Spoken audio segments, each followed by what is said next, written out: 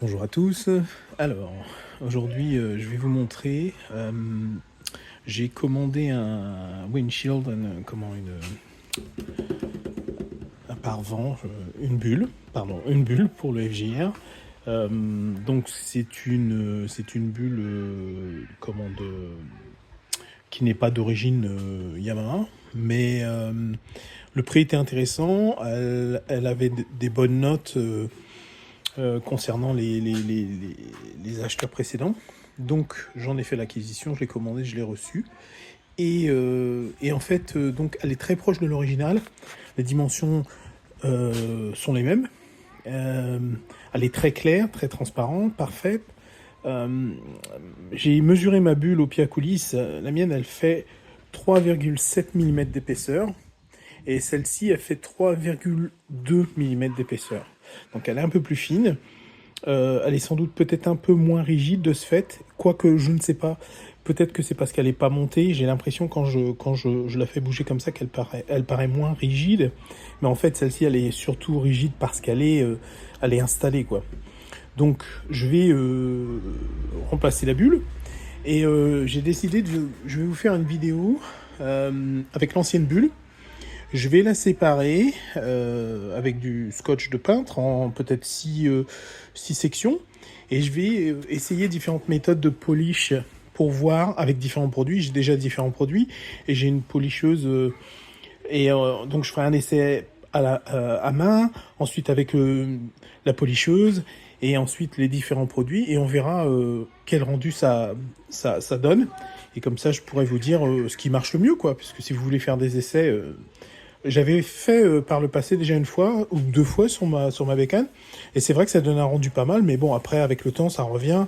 Et puis ici je vous ai déjà parlé de ça avec les UV qui sont très nocifs, ils brûlent tout ici en Australie, donc j'imagine que ça doit jouer aussi et c'est pour ça que ça prend une teinte un peu jaunie. Je pense que c'est le soleil qui fait ça. Donc voilà, je vais vous faire une petite vidéo là-dessus puis on verra comment ça se passe.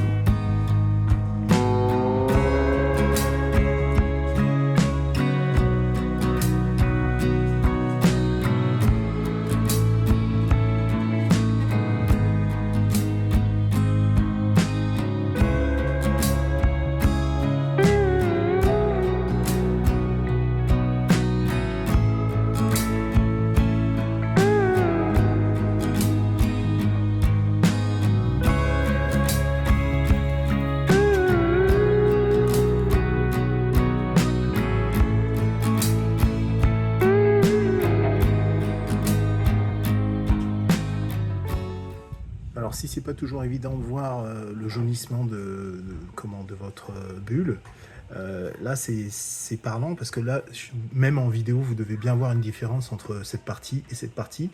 Donc c'est là où il y a le montage de la bulle. Et donc ça a été protégé, le plexi a été protégé du soleil. Mais là c'est pas le cas, donc ça se voit très très bien, hein, ça a jauni avec le temps. Et là, ça a frotté un peu, peut-être que cette vis était un peu desserrée, et ça a frotté un peu sur le montage, donc il y a un peu de peinture. Pour autant, comme je le disais, je vais faire un petit truc un peu sympa, un test. Je vais diviser cet écran en plusieurs parties, et puis je vais essayer de le polisher avec de différentes manières, puis on regardera ce qui fonctionne le mieux. Voici ma vieille bulle du FJR, qui a été complètement polishée avec une polisheuse électrique. Différents produits, donc j'ai fait des tests avec différents produits polissants pour les plastiques ou pour les carrosseries de voitures. Il faut un truc un petit peu abrasif tout de même, hein. Il faut un polish qui ait une toute petite agressivité quand même pour pouvoir enlever la fine couche sur la surface. Donc le résultat est plutôt pas mal.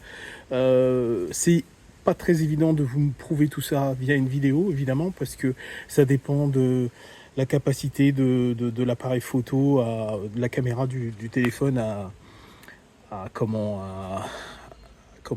montrer les détails, etc. Donc c'est pas très évident. Pour autant, ce que je veux dire, c'est que j'ai changé ma bulle sur le FJR, et donc c'est le jour et la nuit, une nouvelle bulle. De toute façon, c'est mieux, il y a pas de doute là-dessus. Si vous pensez qu'en polishant votre bulle, vous allez la voir dans l'état d'origine, ça marche pas, ça ne réussira pas. Pour autant, vous pouvez faire un truc sympa. Là, pour le coup, si j'avais pu prendre le temps de la polisher, faire des tests avant, j'aurais peut-être pas acheté cette bulle de remplacement. Néanmoins, c'était un super bon prix. Je l'ai acheté sur AliExpress. J'achète jamais rien sur AliExpress. C'est la première fois.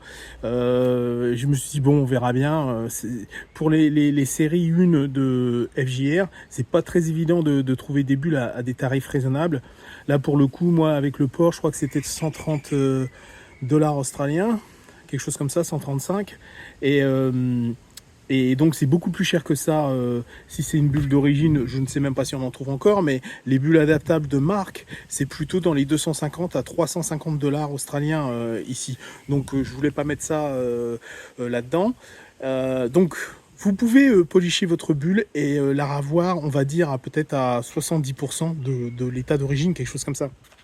Ce qui est un peu difficile avec les bulles de FJR, c'est que comme vous avez la possibilité d'incliner la bulle, eh bien, les rayons du soleil, je ne sais pas trop comment ça abîme la matière, mais ça abîme la matière en profondeur. Et selon l'angle à laquelle vous inclinez votre bulle, bah, vous allez avoir un petit nuage, une résistance pour le passage de la luminosité, et ça peut être un peu gênant, un peu désagréable. C'est pas terrible, vous voyez quand même au travers, hein, mais voilà, c'est ça le problème. Donc là, je sais pas si vous allez bien le voir, mais selon l'angle que j'utilise, c'est plus ou moins opaque. Et en fait, c'est ce qui se passe quand vous redressez la bulle ou la baissez, ça peut vous gêner éventuellement. Donc je recommande de la polisher dans tous les cas, parce que je ne sais pas si vous allez le voir ici, ça c'est la clarté d'origine, là, et ça c'est tout autour, là, il y a une espèce, je ne sais pas si vous le voyez sur la vidéo, mais ça fait une espèce de voile. Un peu brumeux. Et ça, vous pouvez essayer tant que vous voulez, vous ne l'enlèverez pas. Moi, je pense que la matière, elle est abîmée profondément, je veux dire, dans la matière. Les rayons du soleil passent à travers, et je pense que en fait, ça abîme à l'intérieur de la matière. C'est difficile à expliquer, mais donc vous pouvez polisher autant que vous voulez, vous n'arriverez pas à enlever ça. Là, pour autant, pour moi, le résultat est vraiment pas mal, et j'aurais pu la laisser comme ça si j'avais pris le temps de la polisher avant correctement. J'aurais pu tenter le coup, quoi. Je regrette pas d'avoir acheté ma bulle parce qu'elle est vraiment claire, et c'est vraiment le jour et la nuit, et c'est vraiment joli à regarder. D'ailleurs, même la moto, je la trouve beaucoup plus belle avec une nouvelle bulle. Donc voilà. Faites l'essai pour vous. Moi, je pense que ça vaut le coup de la polisher. Maintenant, si vous avez un gros éclat, il n'y a pas de magie, hein, ça va pas enlever ça. Mais je trouve que c'est un bon compromis qui vous redonne de la visibilité assez facilement. Il y a aussi un autre domaine ici qui fait que vous avez besoin de le faire, c'est qu'on on a un contrôle technique. Oui, nous aussi on a un contrôle technique en Australie, mais enfin pas comme vous, hein. Nous, le contrôle technique, il est quand vous changez de propriétaire, en fait, hein. Et donc du coup, au moment où vous faites ce contrôle, eh ben, il faut que votre bulle elle soit vraiment... Là, je sais même pas si elle serait considérée comme étant claire. Je pense que oui, hein. Je pense que dès l'instant qu'elle n'est pas peinte et qu'elle n'est pas fumée, etc., normalement, on n'a pas de problème, nous. Voilà, pour le coup, j'aurais pu éventuellement faire ça et la laisser comme ça. Là, ça permet d'avoir une bulle de remplacement. Au cas où il y a un problème avec l'autre, c'est toujours un truc bien d'avoir une bulle de remplacement. La seule galère, je vous conseille que si vous installez une nouvelle bulle, gardez l'emballage. C'est con ce que je vais dire, mais là maintenant que je l'ai bien poliché, bien nettoyé, bah, je sais pas trop comment la protéger. Donc si vous avez gardé l'emballage de l'autre, vous pourrez toujours protéger la vieille avec. Voilà, je vous souhaite une bonne journée à tous. Abonnez-vous si ce n'est pas déjà fait, à bientôt.